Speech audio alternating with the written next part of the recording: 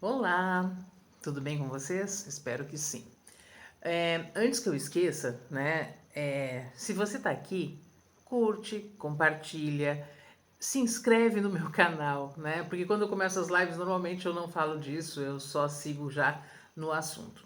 Mas hoje, deixa eu arrumar um pouquinho a câmera aqui, acho que assim fica melhor, fico mais enquadrada. Na última live que eu falei sobre medo, né?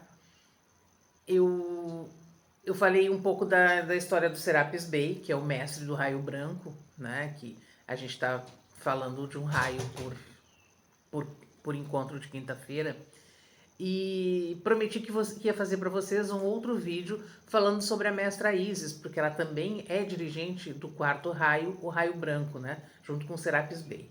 A história da mestra Isis, ela nos faz refletir muito sobre um dos sentimentos que nós precisamos trabalhar nesta encarnação, com certeza, que é o apego.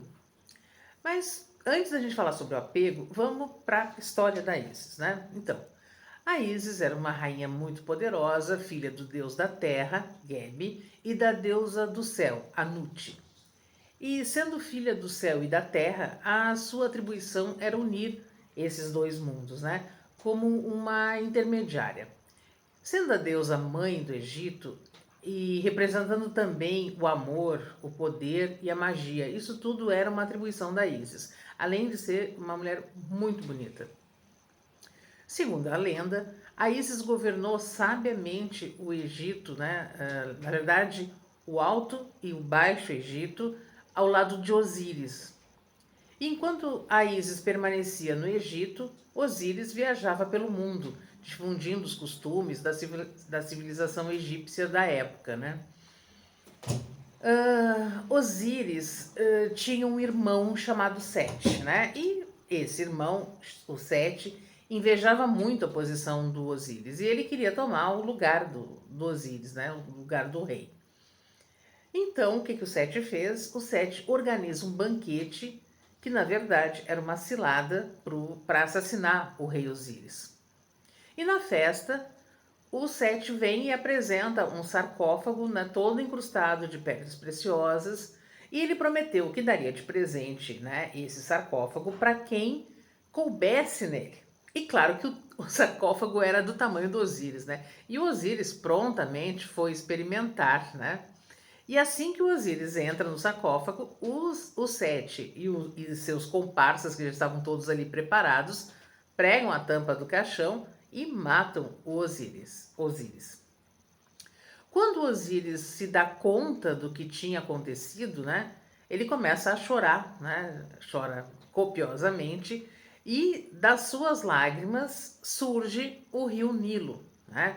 E esse rio Nilo, que surge das lágrimas do Osíris, acaba levando esse sarcófago do Osíris, né, até o mar.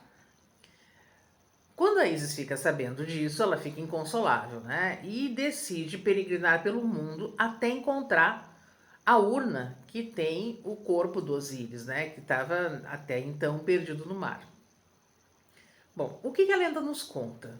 A lenda conta que o sarcófago para numa praia, na costa do Líbano, e fica entrelaçado a uma árvore. E faz com que essa árvore cresça muito exuberante e com uma beleza imensa. E todo mundo vai lá para observar essa árvore de rara beleza.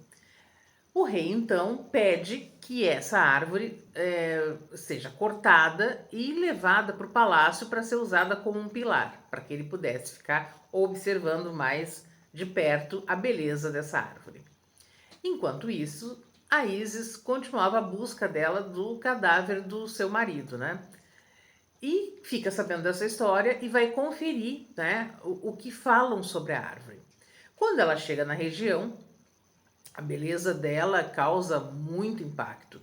E o impacto foi tanto que os moradores levam ela para conhecer o rei, né? O rei e a rainha.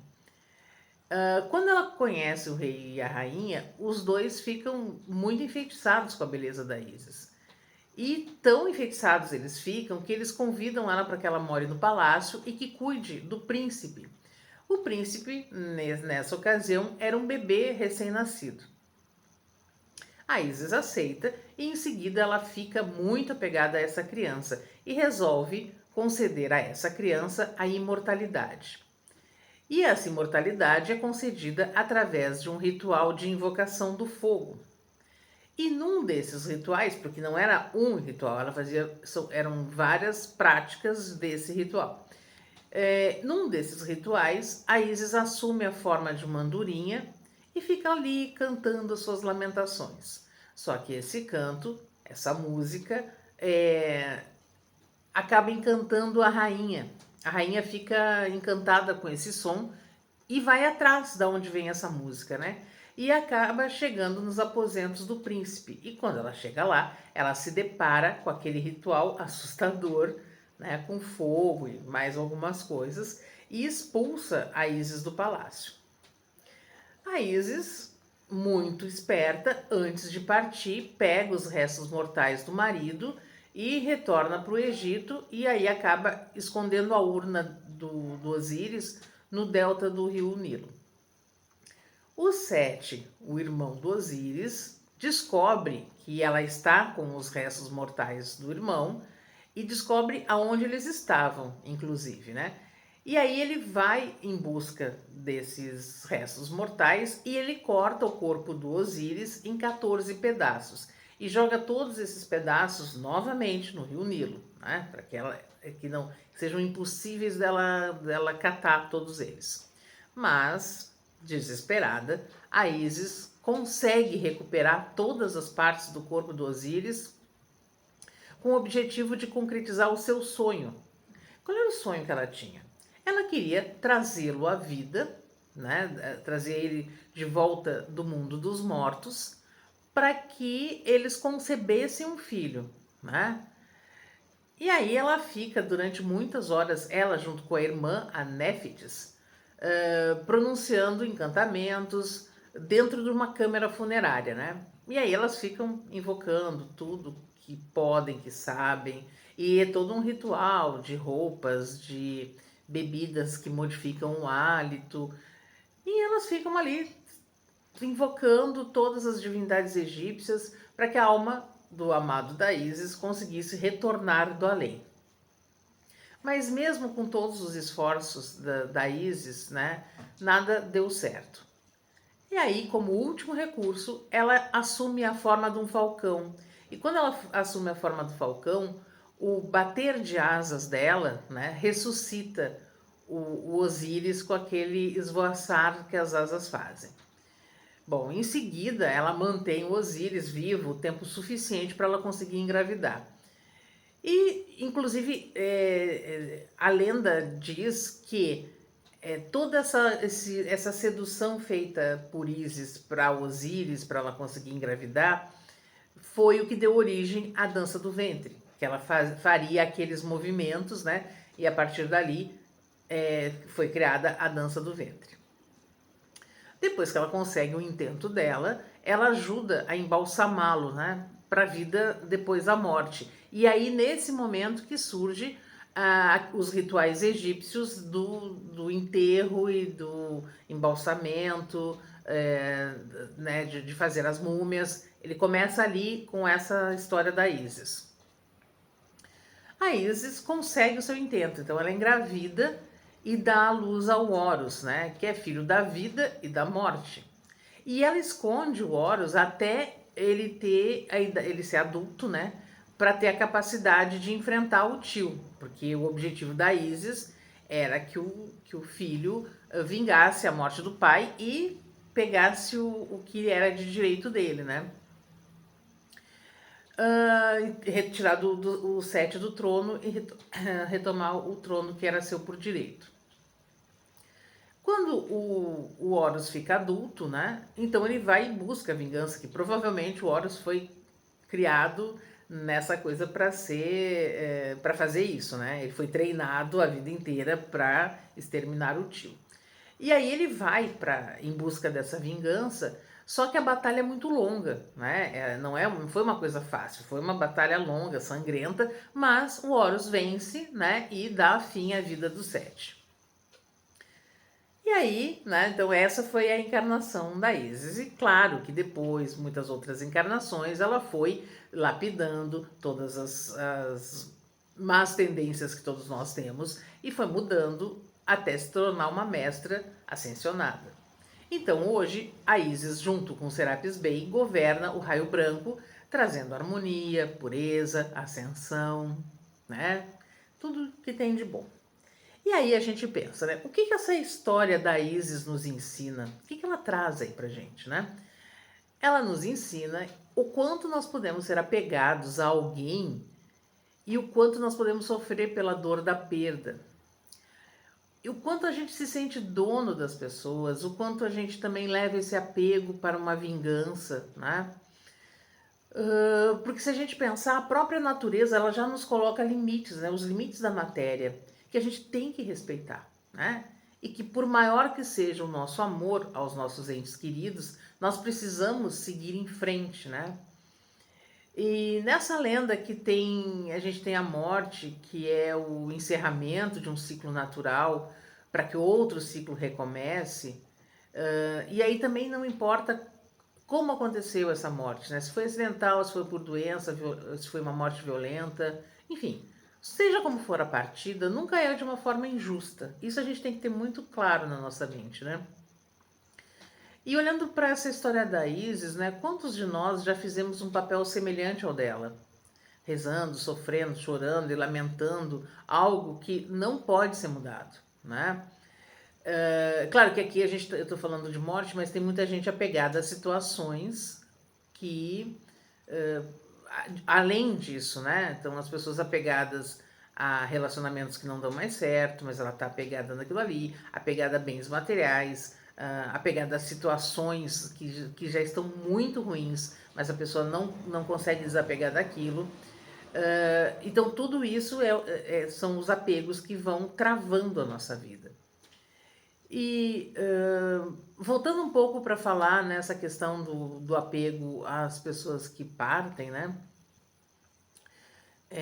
A gente fica chorando e lamentando, então, uma coisa que não pode ser mudada, né? Mas é claro que isso dói, né? Despedidas sempre doem, sempre são difíceis.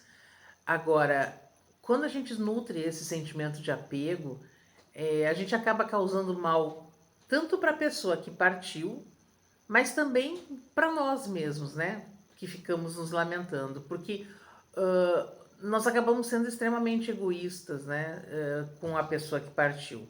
Primeiro porque a gente não deixa que ela parta, né? Às vezes a pessoa está ali numa situação bem de dificuldade, enfim, e a gente não quer que vá embora, né?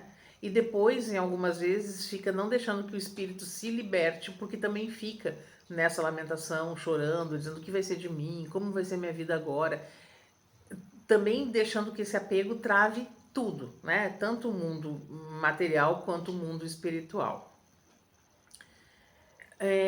E às vezes a gente fica pensando o quanto que esse apego, seja ele qual for, tá travando a nossa vida, né? Claro que a gente sempre vai lembrar que dor, que a morte traz dor, traz sofrimento, que ninguém fica feliz com a partida de ninguém, né? Mas se nós acreditamos que nós somos seres em evolução e acreditamos que quem partiu foi para um outro nível de aprendizado, né? Ele foi para um outro nível de aprendizado. Não estou dizendo se é melhor ou pior. É um outro nível de aprendizado. Vai trocar de sala de aula.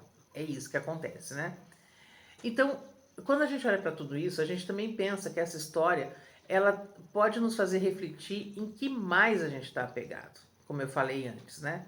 Além das pessoas, no que mais eu estou apegado. O que já não faz mais sentido, mas eu não consigo soltar. E quando eu não consigo soltar isso, eu travo lugares inimagináveis na minha vida. O quanto nós nos abandonamos, né, quando o nosso apego coloca o outro em primeiro lugar. Porque se eu estou só olhando para o outro, eu estou só fazendo para o outro, eu estou abandonado, eu me abandonei e eu sou a pessoa mais importante da minha vida. Isso não é egoísmo, porque viemos para cumprir nossa missão e eu só posso cumprir a minha missão quando eu olho para mim, quando eu me cuido primeiro, né?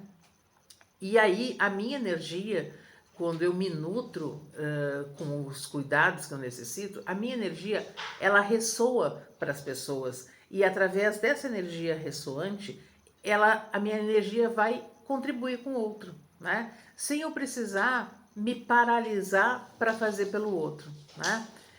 Então, assim, o que tá te prendendo hoje? No que tu tem apego? Aí, e começa a olhar para tudo, sem julgamento nenhum. No que eu tô apegado? Por que eu tô apegado nisso? Né?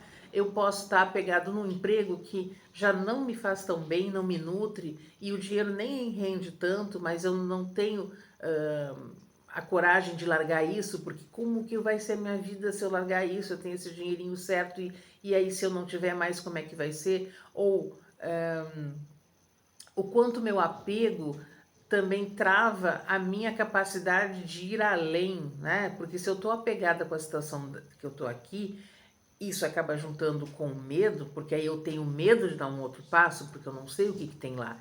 Então aqui eu tô seguro, não importa se eu tô feliz ou não, mas eu tô seguro. E eu sair disso pro outro lado, eu não sei se vai ser legal. Só que se a gente parar para pensar que o que a gente tem agora é que eu posso fazer várias escolhas o tempo inteiro, né? E não tem nada de errado nas escolhas que eu deixei para lá, porque a gente também fica apegado muito a alguma coisa para dizer assim, ah, não, mas aí vão dizer que eu não faço nada, que eu não levo nada até o final, que eu mudo muito de ideia. E daí? A gente está sempre mudando, né? Vamos olhar para nós e vamos deixar que as coisas que nos prendem para lá, vamos largar esse apego. E aí, até lembrando disso, né? Por exemplo, pessoas que são muito apegadas a coisas, objetos. A pessoa é muito apegada na casa, a pessoa é muito apegada no carro, muito apegada nas joias, enfim. E aí a pessoa parte, todo mundo vai. Não adianta que todo mundo vai. E vai de mão vazia, não tem outra solução. E aí, se você ficar de herdeiro de alguma dessas coisas, faça muita limpeza nisso, porque pode ser que daqui a pouco vovó não está feliz de que você ficou com aquele anel de diamantes que foi, né, de tantas gerações. Então, só faça a limpeza para que tudo seja útil enquanto a gente está aqui, mas sem achar que nada é meu. Nada é meu. Tudo está emprestado. Então, se tudo está emprestado, não tem por que ter apego, né? A absolutamente nada. E lembrar, assim, que todo mundo está dentro de um trem, né? A gente sabe qual estação nós entramos, né? Que estação nós entramos quando nós nascemos. Mas a gente não sabe em que estação a gente vai descer. Pode ser na próxima. E aí? Como que eu tô agora? Vamos refletir muito sobre isso. E a pergunta que fica é: no que você está apegado? E sabendo no que está apegado, vamos trabalhar isso para sair desse apego, para soltar e para ter uma vida muito leve. Gratidão, hoje era isso. Conto com vocês no próximo vídeo. Lembrando, hoje estou gravando, né? Mas a gente vai ter o ao vivo na quinta-feira. Todas as quintas-feiras tem o ao vivo, que ainda não é pelo YouTube, mas em breve será. Mas por enquanto, aguardo vocês nos próximos vídeos. E lembrem, curtam, compartilhem, acione o sininho e me siga. Se inscreva no canal.